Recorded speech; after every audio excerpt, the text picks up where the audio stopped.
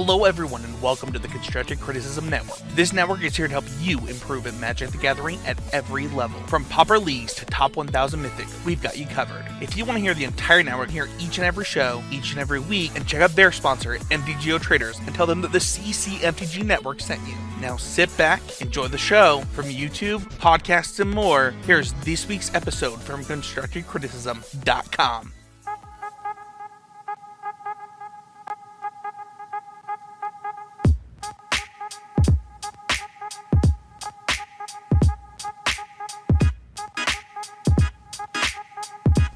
Hello everyone, welcome to the 336th episode of Constructed Criticism. I'm your geological host Mason with my archaeological co-host Allie. Allie, how are you doing? Thrown by that intro, but we're making it work, and I'm having some coffee. I haven't even had a sip yet, so this is unfiltered Meebo.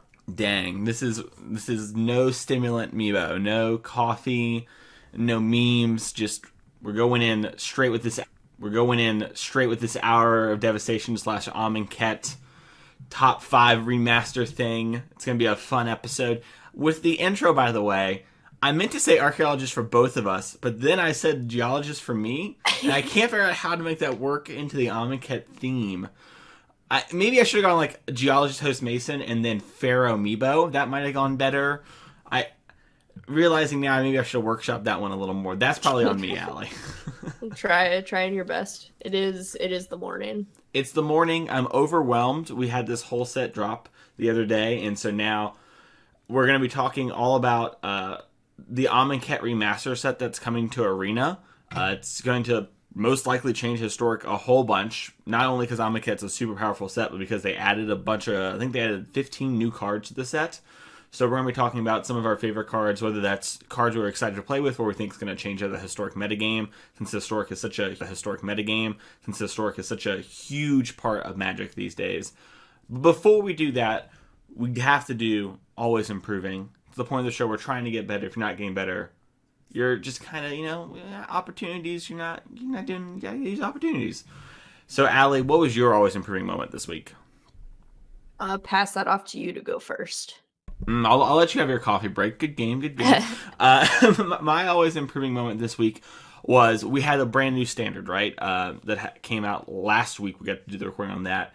And so I just went around and tried experimenting with stuff. And then once we got a defined, these are the decks we're supposed to play, I took a list that I had put in the first day, which was Blue-Green Flash with Paradise Druid. And there was basically the whole deck was you tried Paradise Druid, and then you try to Nightpack Ambusher and Frilled Mystic, kind of like Seth and Brad Nelson and Corey Barmaster did that one Mythic Invitational and a turn play. And so I played that. It was kind of clunky. Paradise Druid was just dying to stomps and eliminates. And I thought, dang, what if I played Wolf Willowhaven? And that would give me a way to get to these cards. And then what can I do if this sort of thing is in my deck? And what sort of place does this open up? And so I kind of have messed with the deck since then, and it has done really well at doing what it's supposed to do, which is beat up on these Sultai decks, and the deck's trying to beat Sultai, and kind of climbed up the ladder. I didn't move very much of the first days, and now I'm Diamond 2, soon to be 1. So yeah, the Among Us has really slowed down my grind to Mythic really quick with Blue-Green Flash, and come on the podcast and tell you Nightpack Ambush on turn 3 is busted. You're just gonna have to trust me. I didn't hit the Mythic rank, so I don't know if my word's valid. If you want to hit Mythic really quickly before Amonkhet drops, just get in there today. Or, that's awkward, because by the time this the set's going to update. Amonkhet drops, just get in there today. Or, that's awkward, because by the time this the set's going to update here in a couple hours, Allie, so it is today.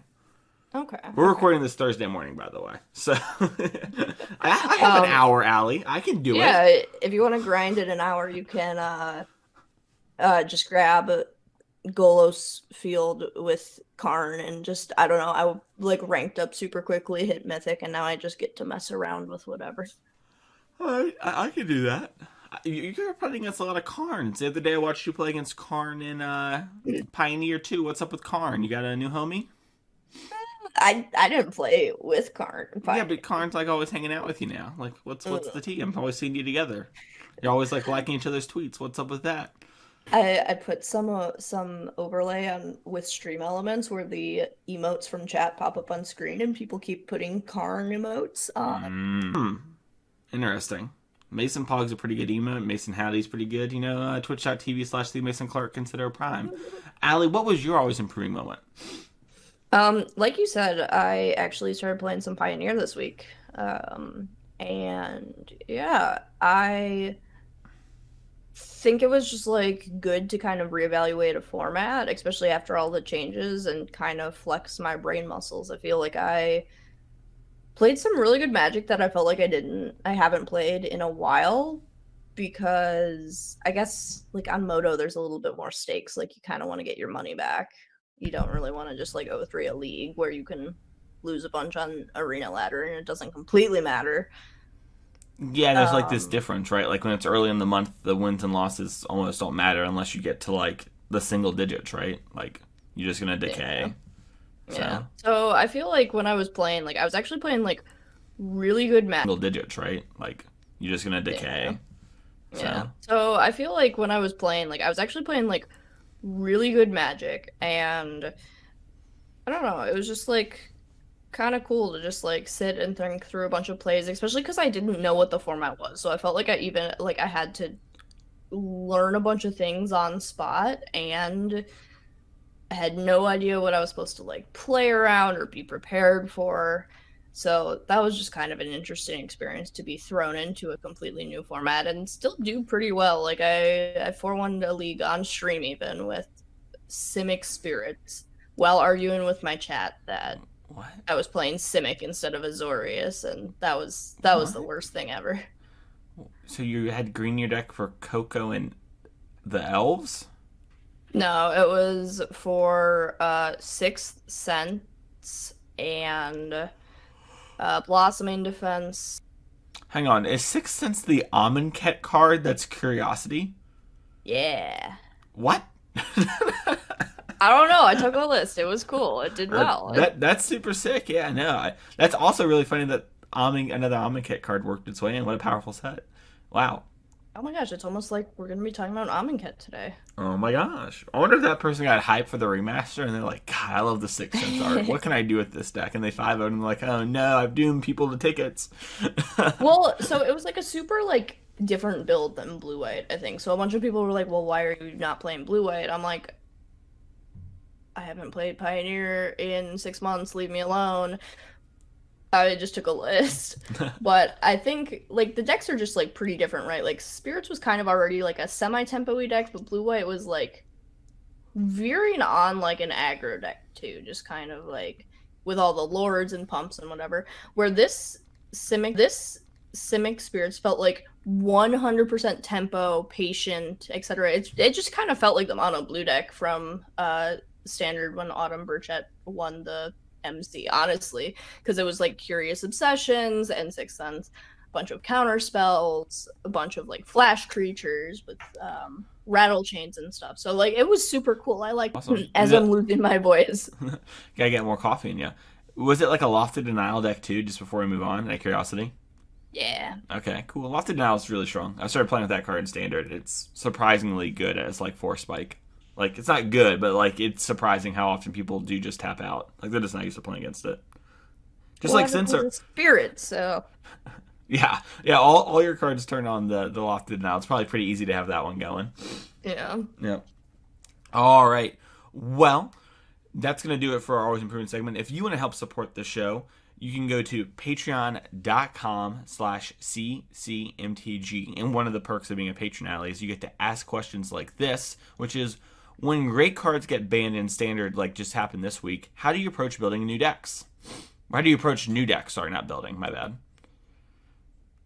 So I think it depends. I think a huge shakeup like this, especially for just like a new set releases, kind of allows you to just kind of just like brew, do whatever you want. I think I kind of approach the best card before this became a tier 1 deck, or what's just do I think is the best card right now, and kind of go from there around that card.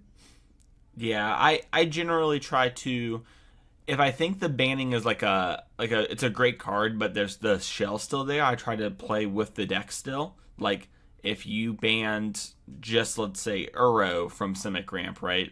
I would try to still play the deck and be like, okay, can I win without Uro? Like, is the deck still just super powerful? And then from that point, I try to then play with cards that were pushed out of the format primarily by that card. So a great example of this is I cannot play Simic Flash if the card Teferi exists. It is not reasonable to plan to counter every Teferi for the rest of the game. I just can't. I can't do that. That's not a real plan. So I can play all these Flash and counter spell cards and explore like cards that literally we couldn't play with for a year now, and so they're just underexplored and underplayed.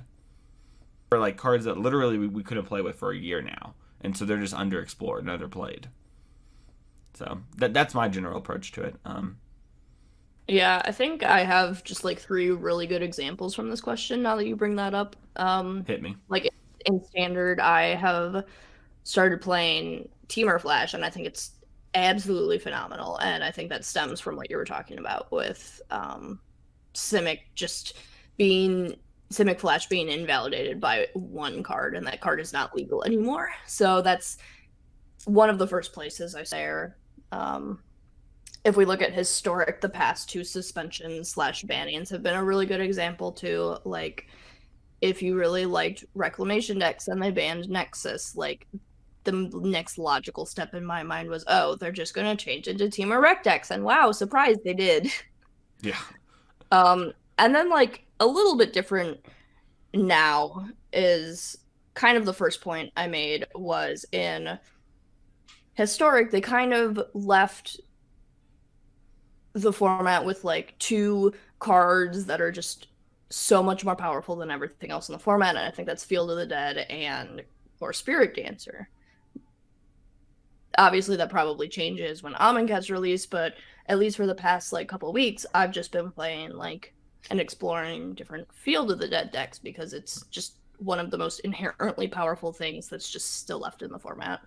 Yeah, I think up in card were like thing you could be doing on like a base power level. Like maybe Core Spirit Dancer it's like obviously good but stronger because Field of the Dead's so prevalent. You know what I mean? Like it needs that to kind of be a thing. Like if people start playing Priest of the Forgotten Gods and that kind of thing, you can't be doing that sort of stuff. So yeah, I agree. I also think the last point I would make is it really matters a lot on your goals. And this is something I haven't touched on the podcast recently, but knowing your goals in Magic is super important, right? Like if me and Allie, if this ban happened before our PT, like a lot of people wished, me and Allie wouldn't be exploring like funner stuff. We'd be like, what is the like most competitive, powerful, linear thing I can be doing in the week before the PT?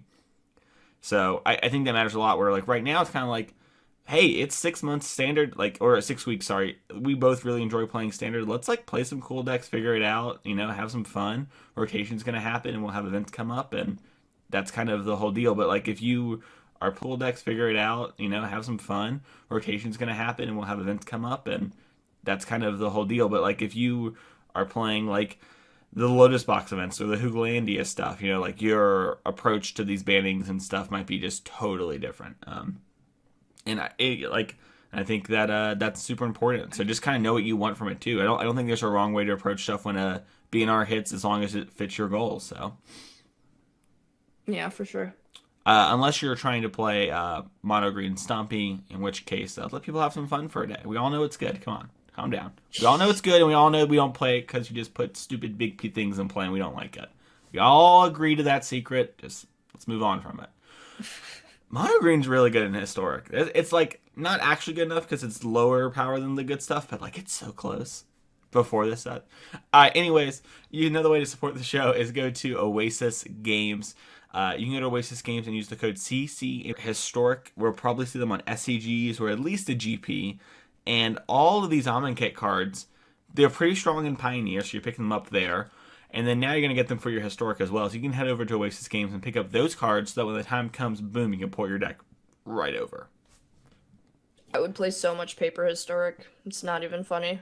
Yeah, imagine how popular a Historic Classic or Open would be. We're just like there's like a whole weekend of that. It'd probably be like mucho popular. Even just like you could play like with your friends too. Like even if we have like an opener GP going on, and it's like standard or something, and I'm like, hey Mason, you got your historic deck?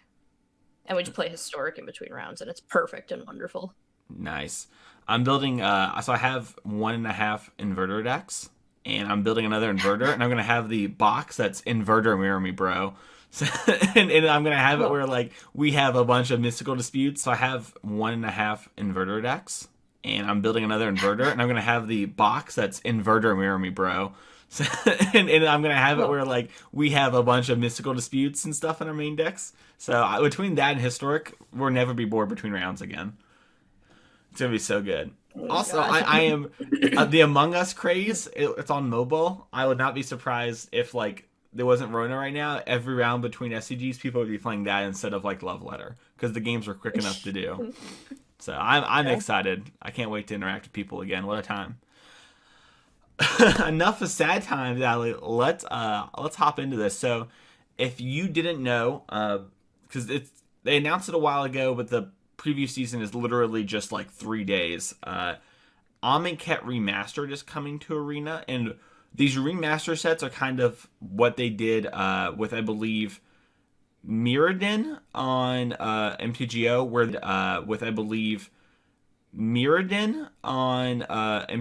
where they combine the blockish of a sets and give you those cards, and then they let you, like, draft or whatever, and then they're adding these to Arena because they're trying to get Pioneer on Arena, and they want to add cards to Historic as well.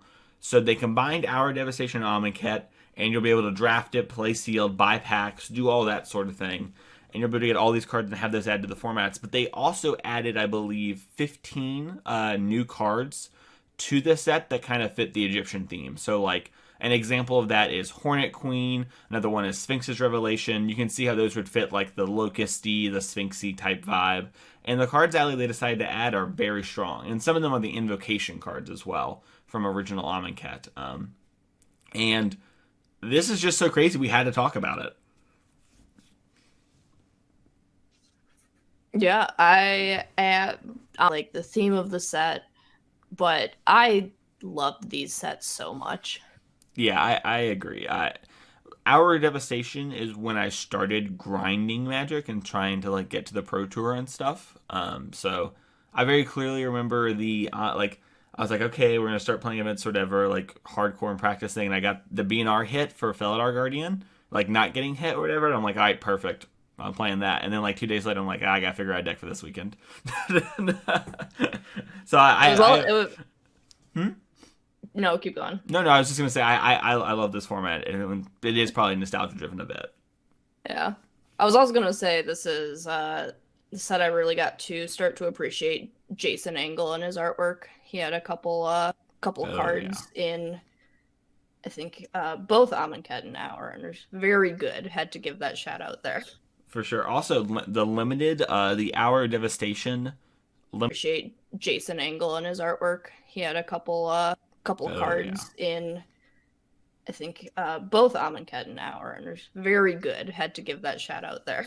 For sure. Also, the limited, the Our Devastation limited, like, with one Amonkhet, widely considered a GOAT format. So, I'm so excited to start drafting. I never drafted this, but I'm going to waste so many gems on these drafts because it just looks awesome. I have no idea what the archetypes are, but it'll be fun. Before, I mean, obviously things change and we don't have all the cards, but, like, 4-color piles and blue-red prowess were, like, the things you drafted, or, like, you went for. Like, those are, like, the spider spawnings, right, of the set.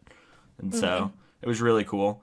Also, Ali, you should have been like me and never play limited. The last 3 sets, if you pre-ordered, you got a draft token, and I have 3 draft tokens on Arena right now because I haven't drafted on Arena in literally 9 months. It was tempting to draft, but all the spikes in there.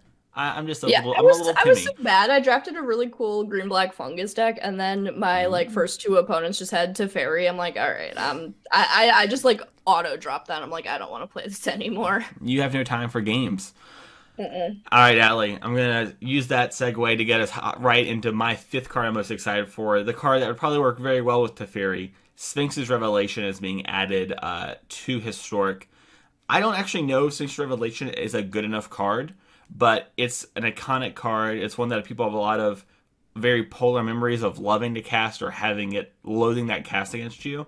And I think it's just really awesome we got this card in the set. And so I wanted to shout it out and, let people know, like, hey, you can play Teferi and Sphinx Rev as, like, your only win conditions. That's, like, a thing you're totally allowed to do in Historic. Well, I don't know if it's good. There's another one we'll touch on later that helps the blue-white. Oh, that's right, yes. Yeah. Well, I don't know if it's good. There's another one we'll touch on later that helps the blue-white. Oh, that's right, yes. Yeah. But, I mean, I was watching Emma Handy's stream earlier this week, some blue-white control, and I think if we ever get that Field of the Dead ban, this deck is, like, blue-white control and Historic is just really good. So, I think they definitely play at least a copy of Sphinx's Revelation. Yeah, I agree. I think it could even just be sideboard, right? Like, I built, like, a Field of the Dead approach to the Second Sun deck, and I, like, had cards for, like, a bunch of interaction game, because we got some, like, cards that, like, promote interacting in this set. And so, like, I just think Sphinx Rev is such a card that when it's strong, it is strong by so much that, like, you have to consider it. I think a big part of it was his environment the first time, but Field of the Dead plus Sphinx's Revelation does sound like a combo. Kind of going off of blue-white control a bit more, we're getting Rest in Peace as one of the new 15 ones, right? Yes. No, I'm so sorry. I had a moment where I totally blanked and I was just staring at the screen. Yes, we got Rest in Peace, brand new to Historic, with sweet mummy art. By the way, I don't know if you saw that. I've not seen it yet. I will go give that a look. Yeah, it's like a mummy laying in a sarcophagus for the people listening to the podcast, like the Amonkhet vibe, and they're all like carrying the mummy's tomb, or I don't know what they're called, sarcophagus. So it's pretty cool. It looks sweet. Yeah, I'm not like a huge fan of plain white outside of like blue-white control, but I do think this card is a really good sideboard option, especially considering like the sacrifice decks are still really relevant in Historic because Cauldron Familiar was only banned in Ascension. Especially considering like the sacrifice decks are still really relevant in Historic because Cauldron Familiar was only banned in Standard.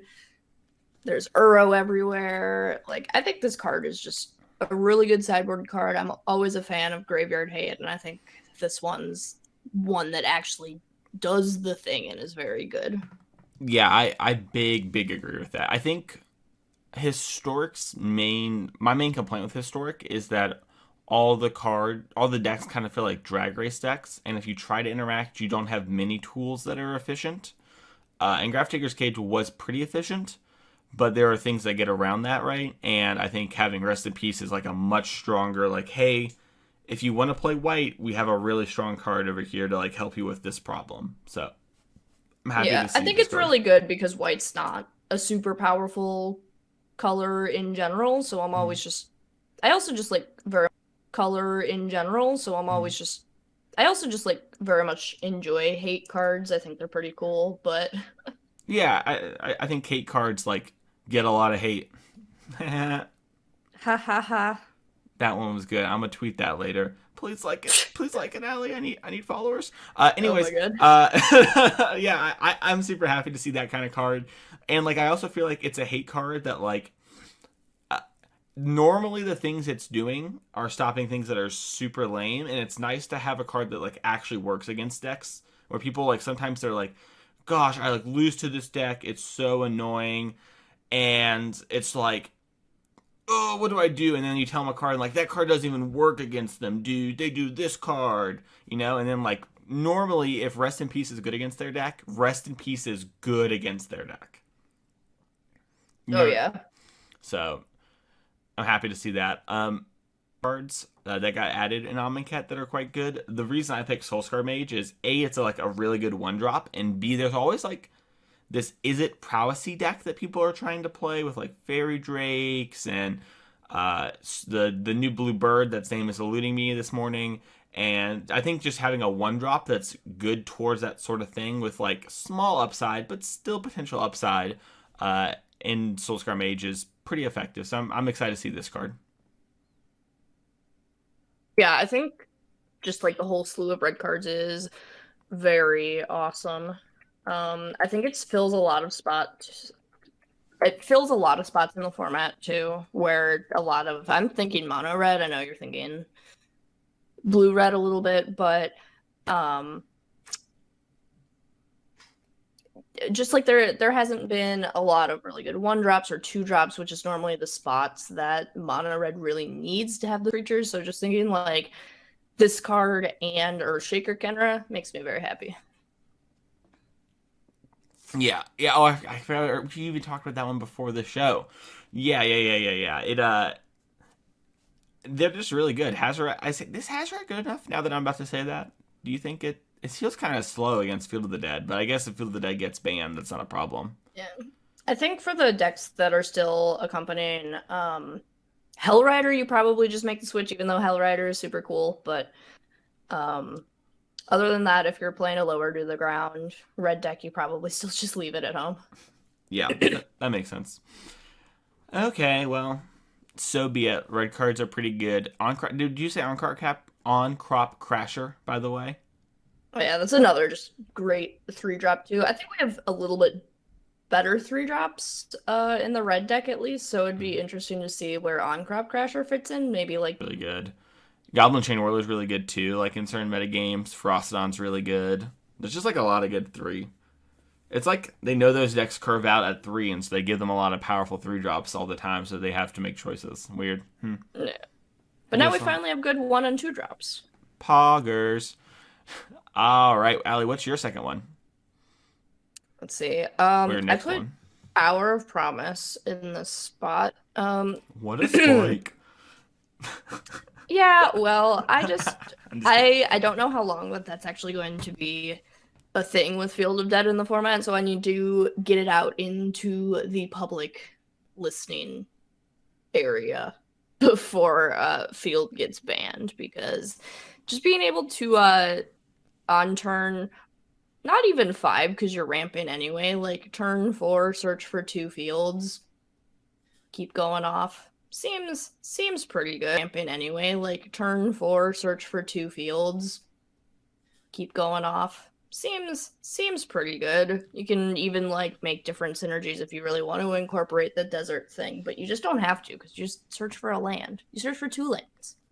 Yeah, I think the desert, I forget its name now, but there's one that's like 2 and tap, sacrifice a desert, exile all graveyards. I think that card's actually just really strong, because it's like you need to activate it in comparison to Bojuka Bog, but you get more untapped non-land, non-basics basically, right? And like the deserts, and your deck isn't really color intensive, so you might just take 1, but in exchange you get like a multiple Bojuka Bog, and that really hurts like the Uro decks and those weird combo decks, and helps with your whole game plan of making zombies. So I think Field of the Dead is probably going to get banned from this, actually. I think like Hour of Promise and Field of the Dead is most likely too powerful for Historic. I think like Hour of Promise and Field of the Dead is most likely too powerful for Historic, which sounds crazy when you kind of look at the card pool and everything, but I've done this in Pioneer and it is nigh unbeatable when it resolves. So and I don't know, I think that format was more aggressive and had better answers. So yeah. Yeah.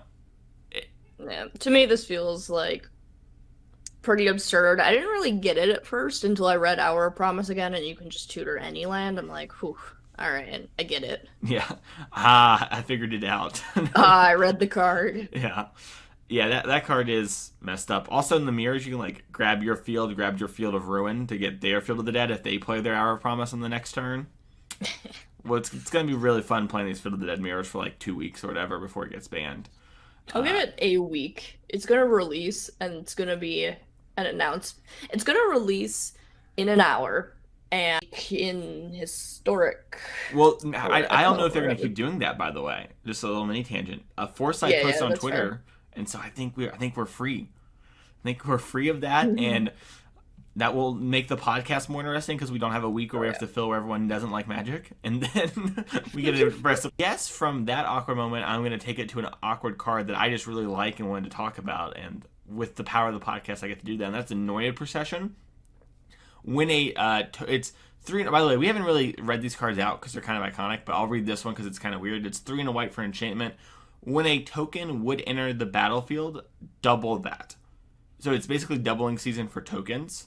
There's a lot of like embalm cards and token makers and stuff like that. Like the trick used to be like you would have anointed priest with this, and then you would gain 4 life because you'd make 2 tokens. They see each other enter, and that's a bunch of life. And it's a way to like get kind of a little stabilizing thing going on to overwhelm your opponents. And you'd like use Legion's Landing, and you make 2 vampires, and then like that sort of stuff. So yeah, it's just a really fun card that I have a lot of fun memories playing with, and I think it's a card we'll see maybe like in the lower tiers of Historic or whatever, but it is really powerful. Like if you get one of those out and you can go really far, and heaven forbid if you get 2 because it doubles the doubling, and that gets out of hand, as you might expect, very quickly. Nick Prince, green white tokens. Yeah, Nick Prince, this is at you. Actually added Nick on Twitter with a deck list, and Nick was all in, so it's coming. That's my only contribution to that card. Nice, I get it. You're a Spike. Cool. No doubt. Allie, what's your next card? My next one is another new one that wasn't originally an Amonkhet, was Collected Company, and I get that this could probably be just a very powerful and spiky card, but I also just think Coco is such a fun card. I don't know. There's not a whole lot of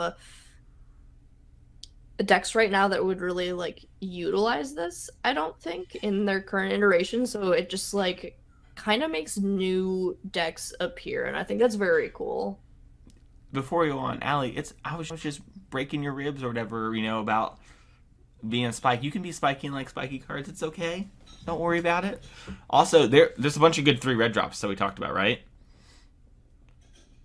Rule Coco. Yeah, like with Coco. Yeah, like if you just like I'm sorry, I realized I only said half that thought. Thank God for you and figuring it out. Like if you put like Ferocodon and Annex off of Coco, that's not the best thing in the world to do, but having access to your Ferocodon post board, and one of the things we learned from Collecting Company, right, Allie, is that like it's really, really messed up, and you find stuff really, really quickly because you basically dig through time and then put it in play. So if you have hate cards you can find, or just like powerful aggression, and a card like Ferocodon does both of that, that's really good. And then Coco lets you do that more often, and that's like a sort of thing that could actually maybe push Field of the Dead out of the format, right? Like if you can play these aggressive decks against Field of the Dead and consistently find cards that kind of potentially punish that strategy, I think that could be really potent. Like consistently find cards that kind of potentially punish that strategy, I think that could be really potent. Like Elf into 3-drop into Coco, and if somewhere along there you have Ferocodon and they start making zombies, they're really close to dying if they don't have a board wipe. Now, they got cards like Wrath of God in the set, so like we have more board wipes, but I think that's something that's potentially really strong, and there's also just, normal old elves.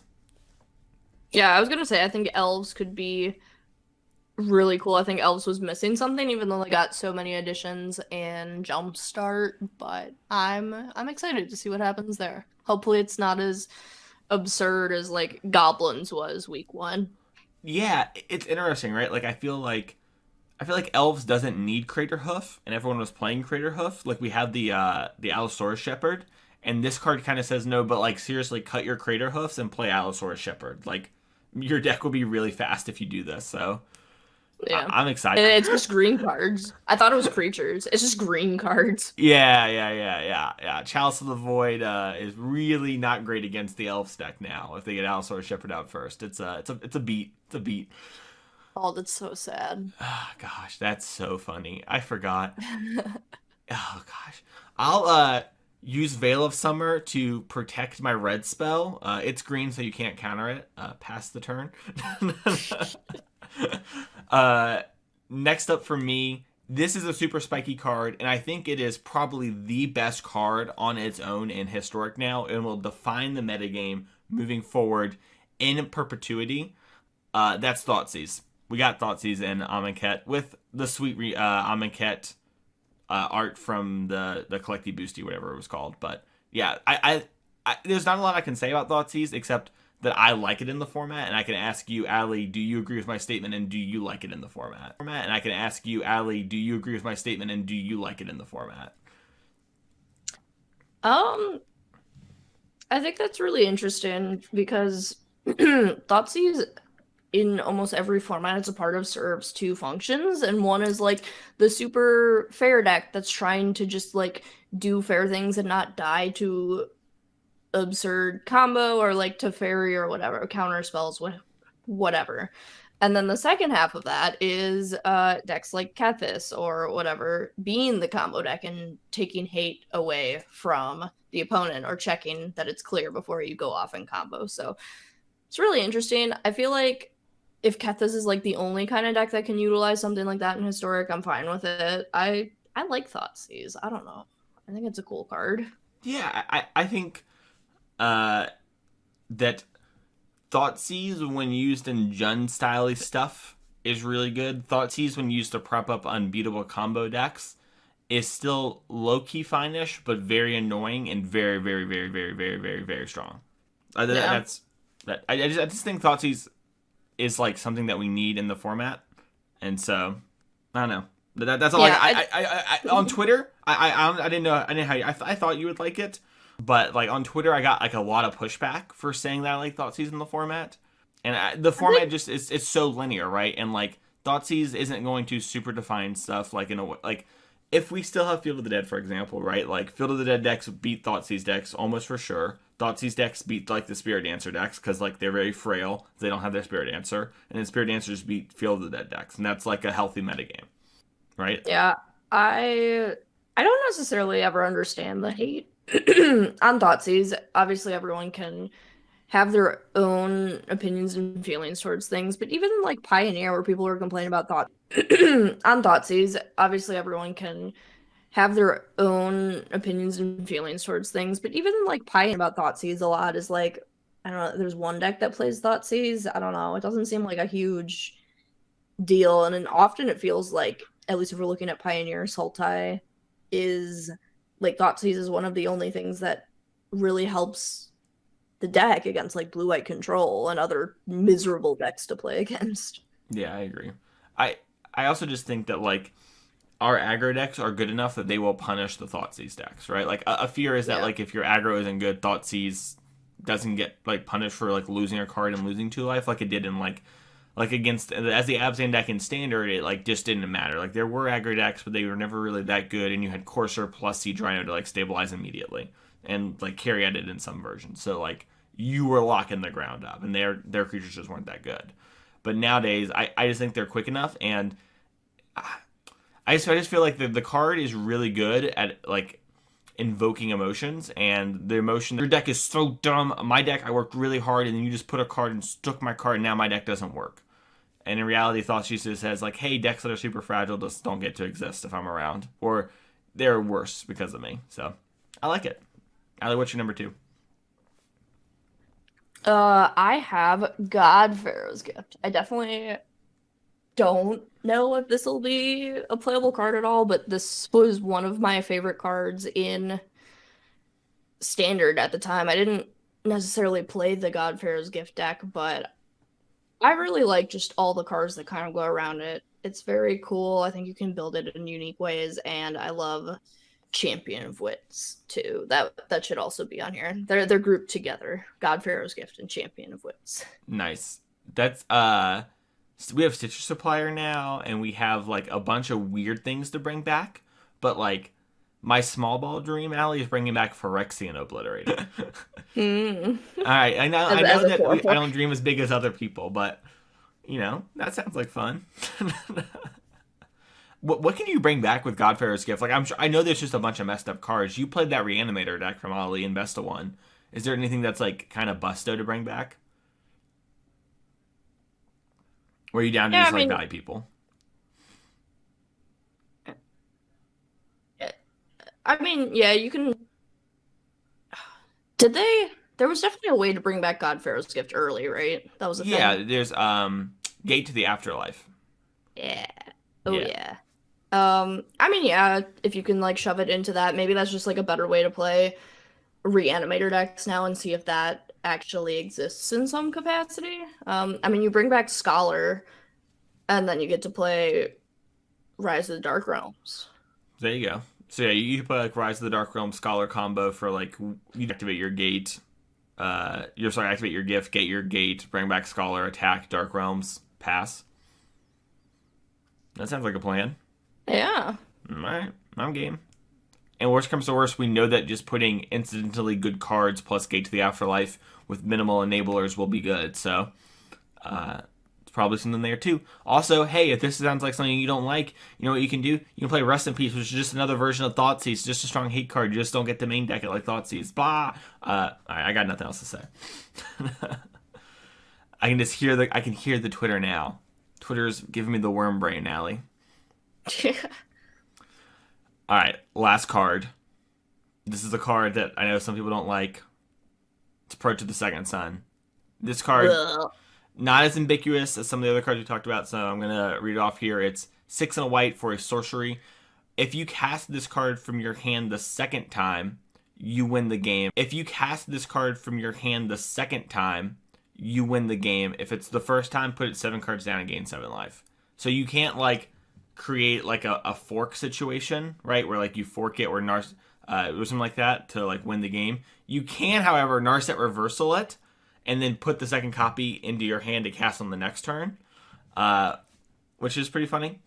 But yeah, I think this card is just like an actual way for control decks to win, because when you cast it the first time, gaining 7 life is like pretty relevant, and then it like plays on a totally different angle, because in my mind, what I'm doing with this card is I'm playing in like a Bant type shell, where I use cards like Hour of Promise in order to build Field of the Dead boards, in order to like lock it up. So I have my zombie plan to go there that also defends me on my approach plan, and then my approach plan stabilizes me with my zombies and wins me the game, and is like plan stabilizes me with my zombies and wins me the game, and is like really, really strong in these sort of like mirror matches, having a way to just like totally kill your opponent out of nowhere. I just think the card isn't as much of a slam dunk as like Hour of Promise or Thoughtseize in my mind, but I think it has a real chance, and I think it's a very, very real potential player, and it's a card people like to play with too, so we'll see it around. Yeah. I'm just not happy about it. Do you see, you're not a Second Sun fan? I guess, like, it actually gives the blue-white decks a win con, which is better than just playing Teferi, but it's still annoying. You don't have to, like, be all reasonable about it. You can have an emotional moment and say you don't like it when they cast it and your avatar go boom. That's all right. No worries. You can also play it in, like, Golos decks. Activate Golos, flip over 2 of them, win. Yeah, I forgot to mention that. My Field of the Dead deck has that, too. So, like, if you cast it... Golos doesn't show... So, it's like if you have Golos... get the land, play a land, trigger your Field of the Dead, approach, you're activating it on not the turn after that, but the next turn. So 2 turns from there, you've won the game. And that's without having anything in your deck like Elvish Rejuvenator to move down 5 cards. Like, Elvish Rejuvenator plus Golos is a combo with your approach. So there's just a lot of ways. They all work really well together. They all work really, really well together. Yeah. Maybe Golos is the problem. I think Golos is like Hour of Promise, but like has if it sticks around, a much more powerful like thing that happens, and it always grabs you Field of the Dead. So like, it's very sad because I love Golos, but yeah, I think the real problem is Golos will just always be strong with like 5 color decks and powerful lands, and Field of the Dead somehow enables both of that. But if you like ban Field of the Dead, Golos and powerful lands, and Field of the Dead somehow enables both of that, but if you like ban Field of the Dead, Golos is just like a card, you know? So yeah, it's wild. I don't know. I'm gonna make people's avatar go boom boom tonight. Allie, what's your last card? Got the Scarab God. I love this card so much. I don't know. Everything about this card. This card can even do like the reanimate thing, right? Like slower, probably more fair, but I always tried to make that Grixis the Scarab God deck work in Standard. It was like fine, but I loved it so much. I'm very happy with this card to be back. So I don't know if it'll like actually do anything in the format, but I love it, and I think a lot of people are going to brew around it because there's just like a collective love of the Scarab God. the Scarab God, there's a reason we all say as like a turn, and then just like every turn after that, it becomes less and less likely for them to win. It's so much fun. It takes like a bunch of mana. It's really hard to kill. It's just such a great card. It's like so much fun. I love that card. And at the time, it was so hard to beat it.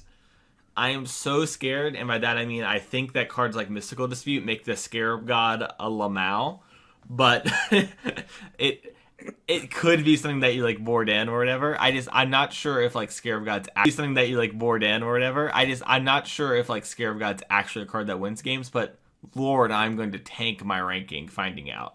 I just know that. I'm just gonna like walk in, get Mystical Dispute, and be like, I can't read, and queue back up again.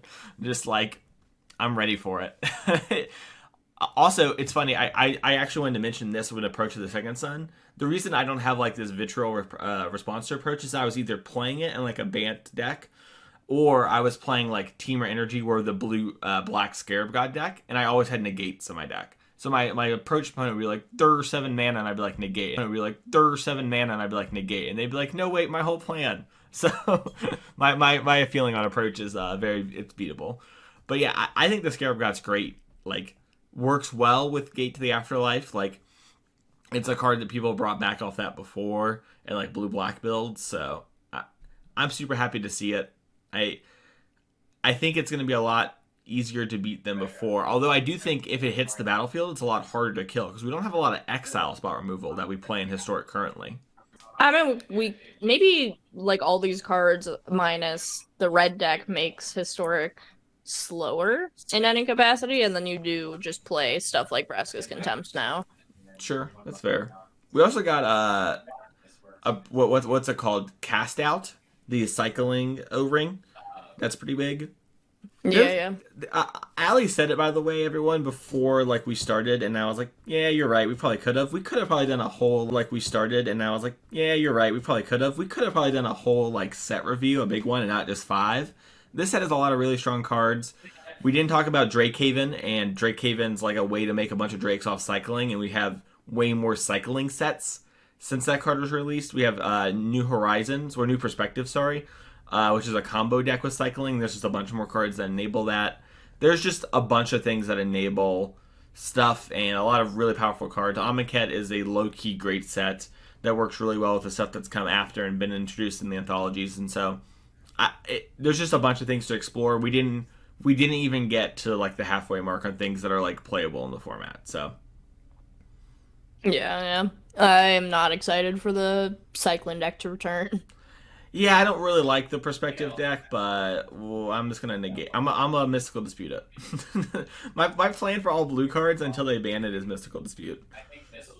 Yeah. I know I'm saying dies to Doomblade. I get it, chat, but Mystical Dispute. That's going to do it for this week's episode, though. Allie, if someone wants to follow you and maybe see you, I'm going to try and get this episode out before work. No promises here, but where can they go? Maybe to see you draft this set or play it live right now. Can follow me at twitch.tv/mythic_Meebo or Twitter @MythicMeebo. All right, and then you can find me on twitter.com at Mason E. Clark, better known as the Burb site.